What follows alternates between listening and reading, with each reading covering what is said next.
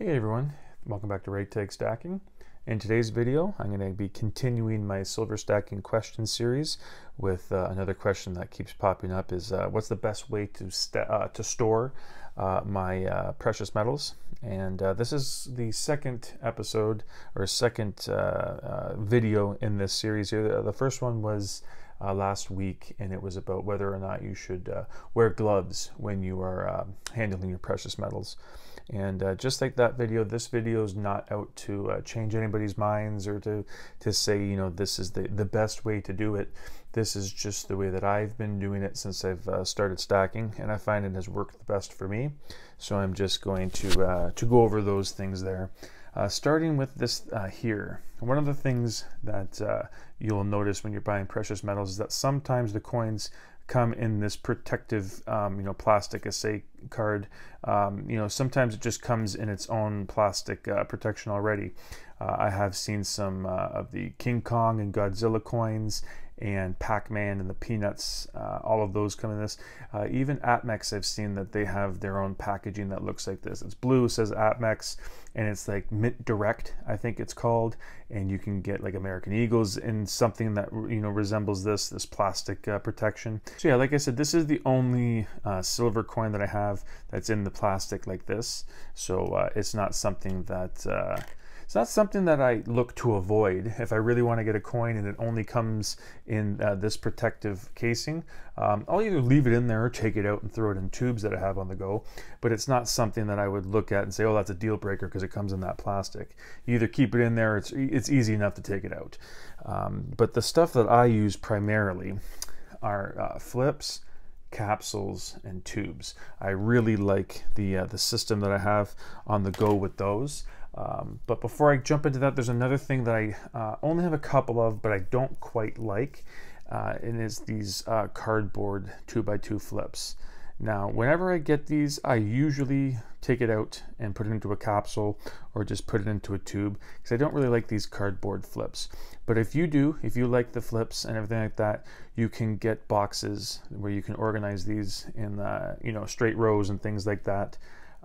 But as always, like I haven't said it yet in this video, but the main thing is you want to make sure that you're safe and the stuff that you put in it is going to be compatible. You want to make sure if you're going to be getting something like a monster box to put your tubes in, to put your flips in. I'll show you my monster box and how I organize it at the end of the video.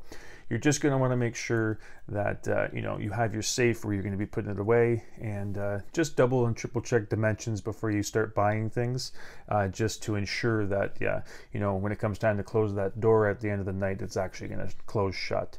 But yeah, like I said, I'm not too big of a fan of these plastic flips, but I know some people are, and there are plenty of ways to store these. So the one style I use quite a bit is flips, these plastic flips here. I'll show you the piece dollars and the Morgan dollars there. And I have them in here, and I would like to eventually move these into a tube. But the tubes, they do take up a lot of space in the monster box that I use. So for now, I have these in flips until I get more. I only have 2 of each, so I'm looking at starting 2 more flips, one for the piece and one for the Morgan. And when those are up, then I'll have 4 of each. And then that's where I come in with the decision to go to the tubes, when it's either starting a 3rd flip or starting a tube. So I know 5 isn't a huge sample size, but with the tubes I use, that's 25% of the tube being filled. So when I get 5, that's when I start taking them out of these flips and putting them into the tube. And the tubes, as I said before, that's the main way I like to stack. I like just throwing the silver in there. It stacks up nicely in the it stacks up nicely in the monster box. Just having those nice rows of tubes. And yeah, it's also a nice way that I like to budget out what I buy. I like setting tube challenges for myself, and I do prefer these square tubes. I do have a couple of these round tubes for like $half and quarters and things like that. I don't particularly like these. They just feel, I don't know, cheap or flimsy. They do the job. None of them have cracked so far. But you know, they just have that feeling like you wouldn't be shocked if you were to pull a couple of these out one day and see a crack in it. But I could be wrong. I could be wrong. They could be more durable than I think of in my head. But yeah, you know, that's where I put some of my junk silver, like the $50 there. Like I said, the round isn't my preferred tube style. But until I find the $50 square tubes in a decent price up here, then I'll just continue to be picking these up because I can get these tubes for pretty cheap off of Amazon. And last but not least, one of the main ways that I like to store and protect my silver is with capsules. And this is the Queen's Virtue series. I plan on getting 5 of each coin that comes out. This is the first one, and it's in a 6-coin series. So sorry, the series is 6 coins. So like I said, I'm looking at getting 5 of each, and I don't have them in the flips like you see here because I don't intend on putting these in tubes. I would just like to have these in nice condition.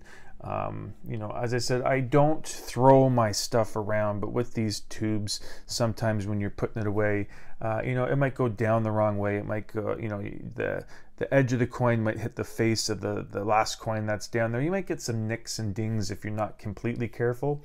With these, I don't really want to run the risk of having them in the tubes and kind of you know, jostling around and things like that. So coins that I'm not going to get many of and I want to keep in, you know, pristine condition, I will put in capsules. Not to say that I'm going to treat the ones that I put in tubes like garbage, but these ones I do have a plan to, you know, hopefully down the road, maybe, you know, once I get the full set, sell off a full set or something like that on eBay. Like I said, I do plan on picking up 5 of each. So if I could just take, you know, the whole set of 6 and look to sell it and make some money, maybe something like that. But in the meantime, I'm definitely going to be storing them in these capsules to make sure that they stay in the best condition possible. So yeah, those are the primary things that I use to store and protect my silver. Like I said, it's the flips, the tubes, and the capsules. And like I said, you can definitely get some products that are in their own sort of protective assay case. But what I'm going to do now is I am going to get this out of the way and show you how I organize my monster box. And this is the monster box that I store all of my stuff in.